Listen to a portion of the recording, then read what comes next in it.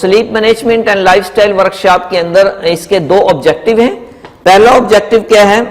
How to determine the optimum sleeps for our sleeps which is the optimum hours that we need to sleep per day that caters to the bodies of requirements of sleep. یعنی آپ کی body کو زیادہ سے زیادہ نیند کی requirement کتنی ہے. جیسے ہر شخص کے کھانے کی روٹین دوسرے سے ڈیفرنٹ ہوتی ہے، ایسے ایک شخص کی دوسرے سے نیند کا ٹائم ڈیوریشنز بھی دوسرے سے ڈیفرنٹ ہوتا ہے. تو ایک تو ہمیں یہ معلوم ہونا چاہیے. دوسرا اس کا آبجیکٹو سلیپ مینجمنٹ کا کہ how to increase quality of sleep, کہ آپ اپنی نیند کی کوالٹی جو ہے وہ کیسے بہتر کر سکتے ہیں، انکریز کر سکتے ہیں.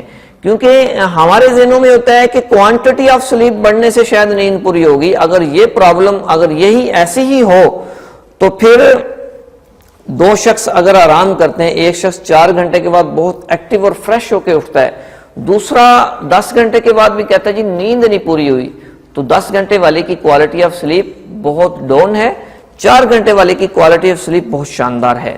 تو یہ ہمارے ذہنوں میں بچپن سے بٹھا دیا گیا ہے کہ سائنس کہتی ہے 8 گھنٹے سونا چاہیے، ڈاکٹرز کہتے ہیں 8 گھنٹے سونا چاہیے، میڈیکل سائنس کہتی ہے 8 گھنٹے سونا چاہیے.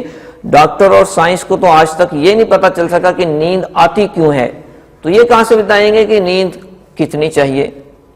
تو سیرت النبی اور صحابہ کرام کی زندگی کا مطالعہ کرنے سے پتہ چلتا ہے کہ آپ صلی اللہ علیہ وسلم کی کم از کم 2.5 گھنٹے نیند، زیادہ سے زیادہ 4 گھنٹے تھی.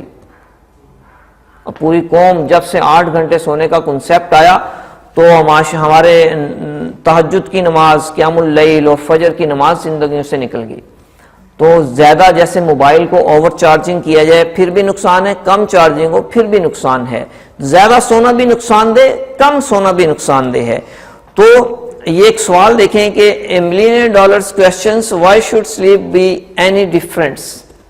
اگر نیند 8 گھنٹے چاہیے تو پھر ہر ایک کی نیند ڈیفرنٹ کیوں ہے؟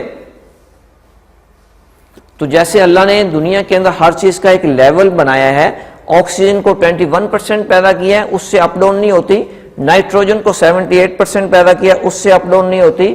تو ایسے ہمارے جسم کے اندر بھی کولیسٹرول لیول ہے، ٹمپریچر لیول، آئرن شوگر کا لیول ایک بیلنس میں اپ ڈاؤن ہونے سے بیمار ہو جاتا ہے. تو ایسے ہی نیند کو بھی آپ اپ ڈاؤن کرتے ہیں، آپ بیمار ہو جائیں گے.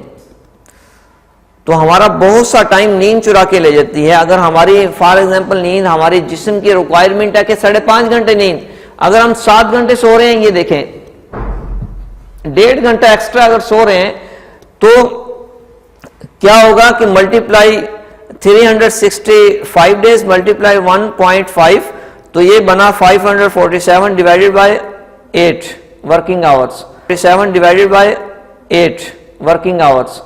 تو یہ 68 ڈیز بنتے ہیں پر انم.